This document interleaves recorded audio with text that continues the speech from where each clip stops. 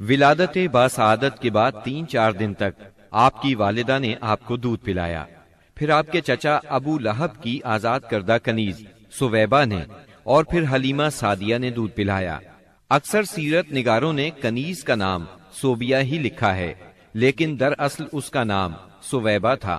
جس طرح صحیح بخاری اور سیرت نگاری کے عالمی مقابلے میں اول آنے والی سیرت نبوی پر مستند کتاب الرحیق المختوم میں مذکور ہے. دودھ پلانے کی ذمہ داری ماہ ربیع الاول 52 قبل ہجری یعنی اپریل 571 عیسوی میں سونپی گئی.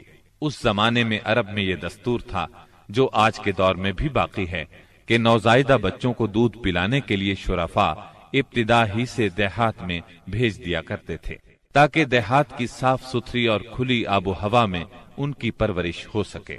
زبان اہل عرب جیسی فصیح ہو جائے اور اہل عرب کی دیگر خصوصیات اوائل عمر ہی سے بچوں میں راسخ ہو جائیں. اس دستور کے مطابق سال میں 2 مرتبہ بنی سعد کی عورتیں شیرخوار بچوں کی تلاش میں آیا کرتی تھیں. چنانچہ آپ کی پیدائش کے 8 دن بعد انہی عورتوں کے ساتھ حلیمہ سعدیہ بھی تشریف لائیں. دوسری عورتوں کو تو مکہ مکرمہ کے کھاتے پیتے گھرانوں کے بچے دودھ پلانے کے لیے مل گئے، لیکن حلیمہ سعدیہ خالی ہاتھ رہ گئیں. نبی کریم صلی اللہ علیہ وسلم چونکہ یتیم تھے، اس لیے انعام و اکرام کی امید کم تھی، اس لیے کسی عورت نے ان کے گھر کی طرف توجہ نہ کی. آخر جب روانگی کا وقت آیا تو حلیمہ کو خالی ہاتھ جانا بہت ناگوار گزرا اور اللہ تعالی کی طرف سے ان کا دل اس یتیم بچے کی طرف کھنچنے لگا. چنانچہ انہوں نے اپنے شوہر حارث سے جا کر کہا، اللہ کی قسم مجھے یہ اچھا نہیں لگتا کہ میری ساری سہیلیاں تو بچے لے کر جائیں اور میں اکیلی کوئی بچہ لیے بغیر جاؤں.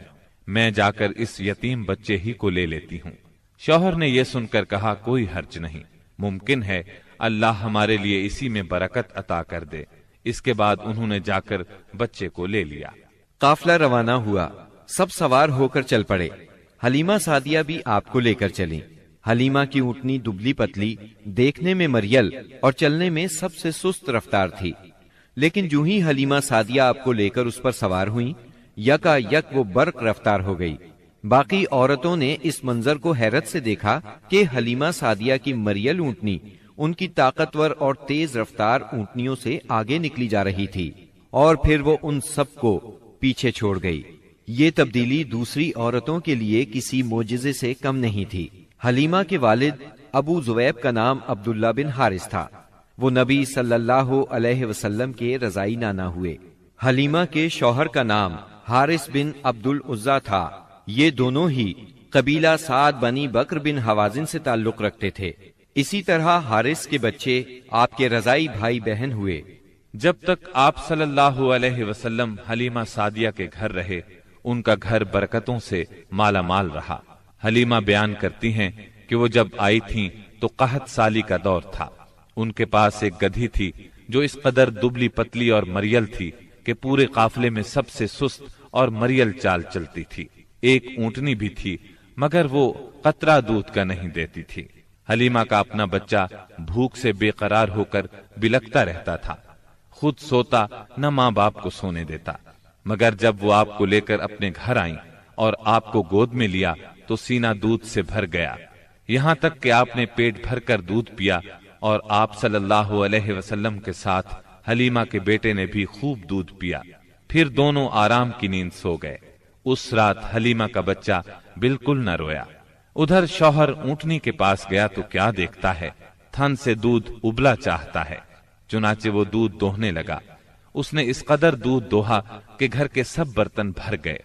دونوں نے خوب دودھ پیا اور آرام کی نیند سو گئے.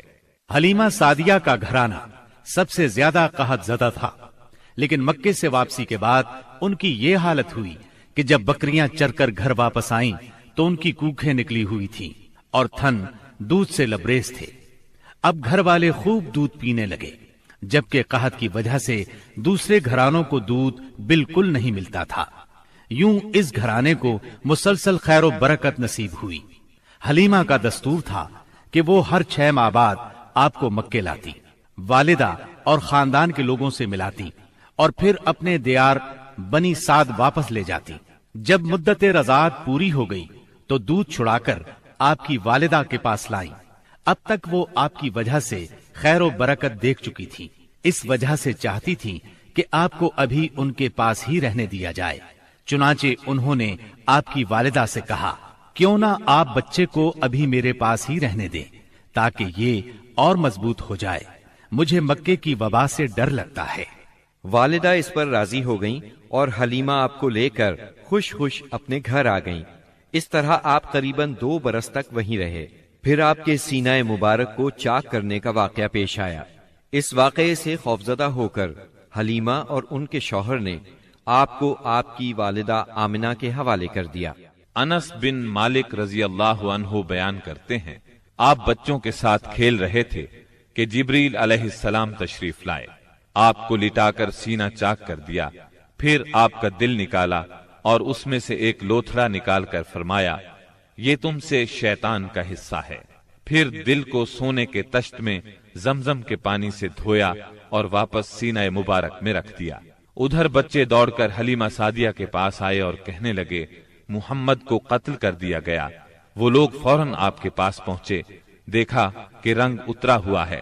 سیدنا انس کا بیان ہے کہ میں نبی اکرم صلی اللہ علیہ وسلم کے سینے پر سلائی کا نشان دیکھا کرتا تھا۔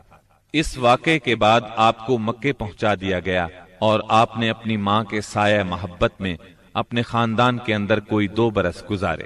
پھر والدہ، دادا اور ام ایمن کے ساتھ مدینہ منورہ کا سفر کیا، جہاں آپ کے والد کی قبر بھی تھی اور دادا کا ننھیال بھی تھا۔ آپ مدینے میں 1 ماہ رہ کر واپس ہوئے تو راستے میں آپ کی والدہ بیمار ہو گئیں اور مقام ابوا پہنچ کر انتقال کر گئیں۔